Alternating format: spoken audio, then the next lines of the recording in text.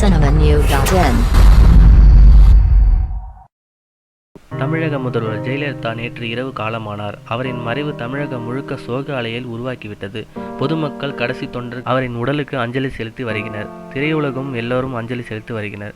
தென்னிந்திய நடிகர் சங்க சார்பில் திரண்டு வந்து ஜெயலலிதாவிற்கு மலர் வளையம் வைத்து அஞ்சலி செலுத்தினர். தென்னிந்திய நடிகர் சங்க தலைவர் நாசர், துணைத் தலைவர் பொன்வண்ணன், பொருளாளர் கார்த்திக், சத்யராஜ், சிபிராஜ், குட்டி பத்மினி, கோவை சர்லா, கௌதமி, ராஜேஷ், நந்தா, ஸ்ரீமான், அஜய் ரத்னம், ராஜா உள்ளிட்ட பல நடிகர்கள் அஞ்சலி செலுத்தினர். பின்னர் செய்தியாளர்களிடம் பேசிய நடிகர் சங்கம் தலைவர் நாசர், இன்று மறைந்தது தனி மனிதர் அல்ல, ஒரு சகாப்தம் நிறைவு பெற இருக்கிறது. நடிகையாக, அரசியல் தலைவராக அவர் பயணித்த எல்லாவற்றிலும் உச்சத்தை பெற்றுள்ளார். பெண் நினைத்தால் இவ்வளவு முன்னேற முடியும், எதையும் சாதிக்க முடியும் என்பதற்கு அவர் ஒரு உதாரணம். எங்களுடைய நடிகர் சங்கத்தில் அவர் மூத்த உரிமையாளராக இருந்தார். எங்களுக்கு எல்லா பெருமையும், அவரின் சக்தி, செயல், மனிதநேயமும் எல்லாருக்கும் வர முடியாது.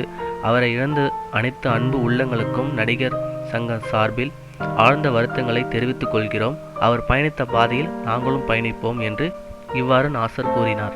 மேலும் சினிமா செய்திகளை தொடர்பு கொள்ள லைக் மற்றும் சப்ஸ்கிரைப் செய்யவும்.